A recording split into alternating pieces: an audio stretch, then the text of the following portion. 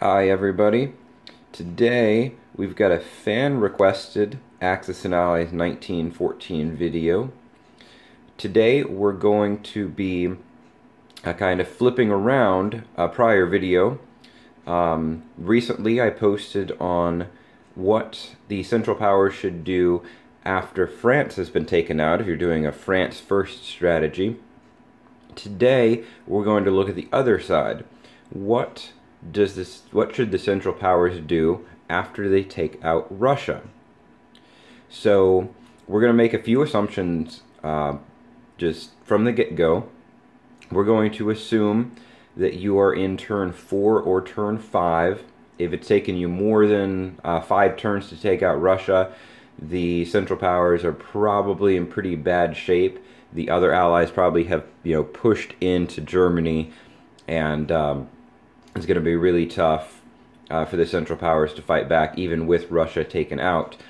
And in a situation like that, because there's a lot that could happen, especially you get into turn 6, turn 7, it's a little bit harder to predict and give advice on it. So we're just going to assume you're turn 4, turn 5.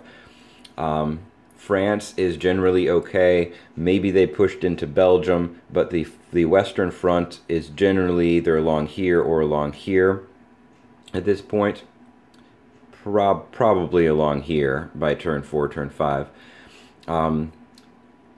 America, of course, is in the war at this point. They may have landed troops either up in France or down in North Africa. They've had a couple turns to do that, so they don't have huge numbers yet. But they've got a couple loads of transports over here and guys probably up on the front at this point. And then the final assumption we're going to make is that the Ottoman Empire is still around. Now, depending on what else has happened, they might be doing quite well. Maybe they've swung up here into southern Russia and or moved into North Africa. Maybe England was focusing on them early on, and so they haven't expanded quite as much. Maybe they're just in Egypt and just in Bulgaria, and maybe they have Romania. Up here, Germany is going to have these couple territories up north. Austria is definitely going to have at least Ukraine, probably another territory or two. Anything down here that the Ottomans don't have, they're going to have, and one of them is going to have Moscow. So that's what it's going to look like. So the Allies are going to have Italy, and Venice is probably going to be pinned down, just like that tends to always seem to be the case. And then France, England, and the US. Now the Central Powers have an advantage here that they do not have in a France first strategy, and that advantage is that all of their enemies are aligned on one side. So you've got, Italy here, France here, England here. Now England could drop stuff off down here, but if Russia's taken out, then unless they're fighting a singular war against the Ottomans and leaving the US and France and and Italy up here, England probably isn't devoting a ton down in this direction. They could be, but if France is really the only direction for Germany to go, and it's not totally secure, England is probably at least going to be helping them out a little bit. So in this case, the Central Powers don't have to split their forces like if they take out France. Now, with that said, what does that mean? What are the prospects? Let's go through country by country. So the primary front is for the Allies and Central Powers is going to be right in here. Germany's right on the front line.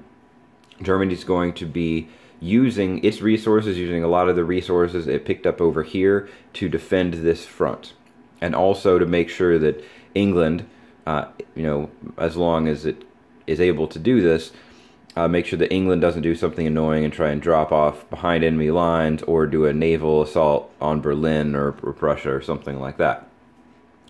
Now, Germany's going to have it has a lot of resources. It's going to have a lot more, especially after getting some Russian territory. But can it fend off 3 different allies all pushing in at the same time? Well, Probably not. It does, units do tend to defend better in this game. Now by this stage, all sides will have access to tanks, which is going to even that out a little bit.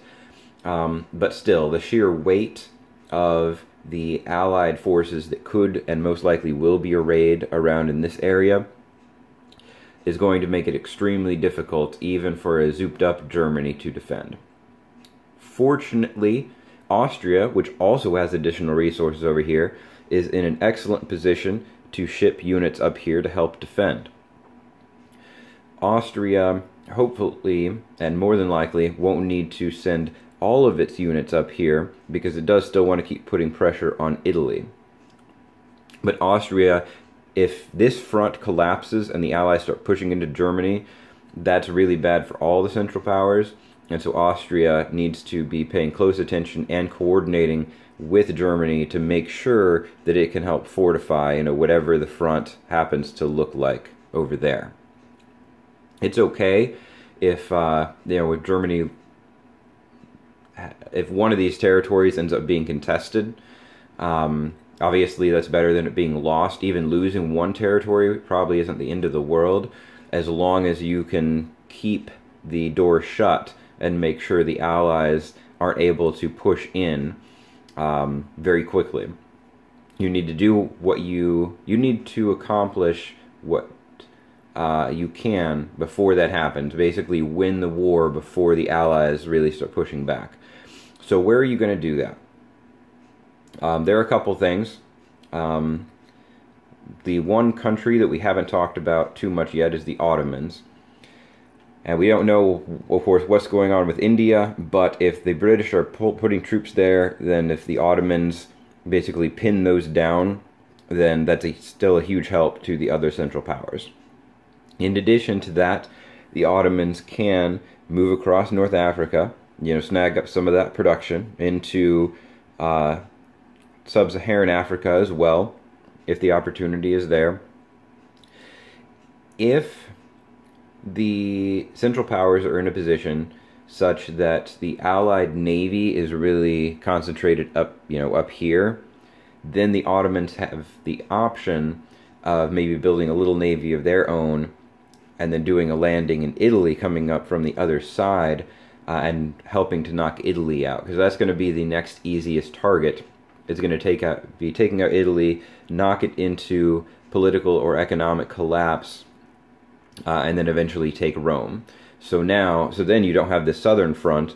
The Austrians reinforce here and march across here, and now France has to, well, the combined allies in France now have to defend from the south as well because they've lost their Italian ally.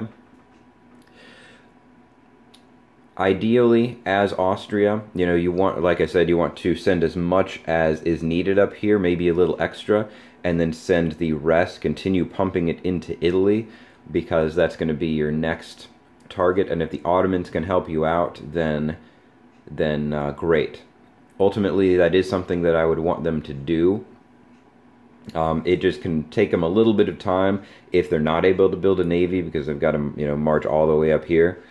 Italy is still a little bit closer than getting into Germany. Now, Germany's about to collapse. I mean, well, not to collapse, but if the front is about to collapse and they need all available forces, then of course, by all means, Austrian, Ottoman, German up here, just as long as the Italians don't break out from their front, all available resources can be sent up here. But remember that if it's an economic game and all you're doing is defending, you've got to make sure that you have more economic power at this stage in the game than the Allies, because if not, or if it's not at least a little, somewhat close, if you're just playing a waiting game, you reinforce, they reinforce, you reinforce, they reinforce, without making any strategic moves to try and shift the dynamic, gain more Allied production, knock out one of the Allies, like Italy,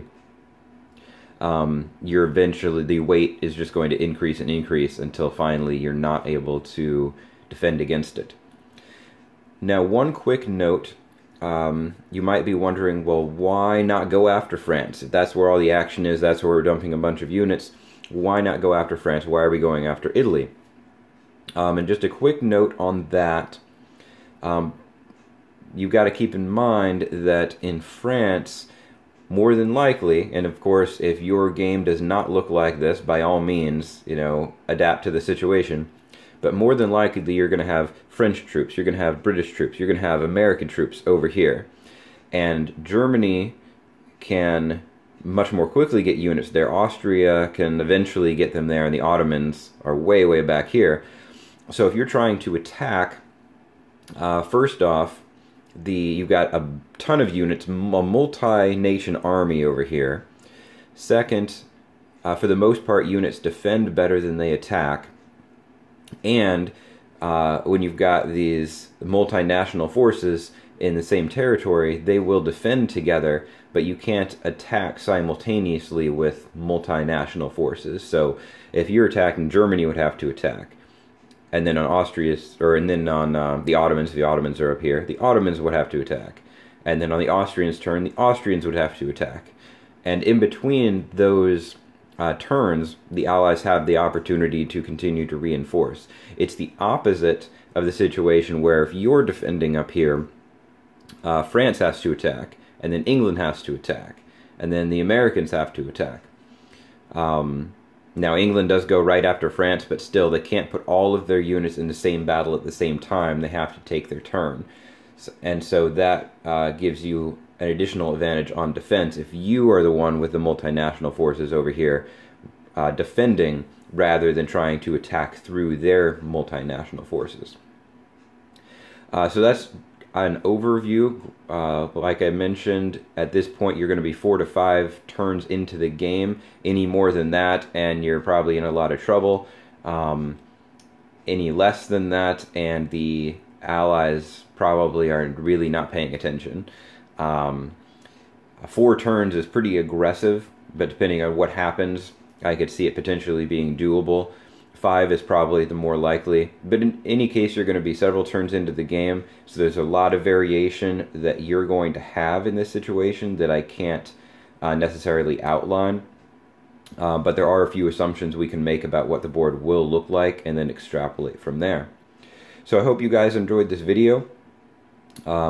Like I said, this was another fan requested. If there's anything else you guys would like to see, please absolutely mention in the comments. I'm always looking for new ideas, both for videos on this version of the game as well as other versions of Axis and Allies.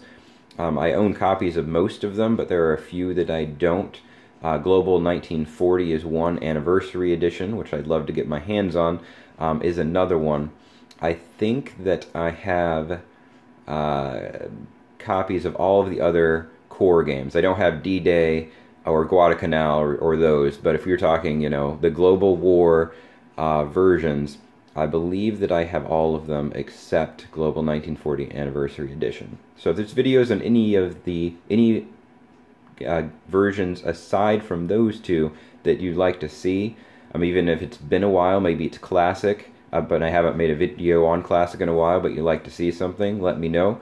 I'll see what I can do. Hope you guys enjoyed this video, and I hope everybody has a great weekend.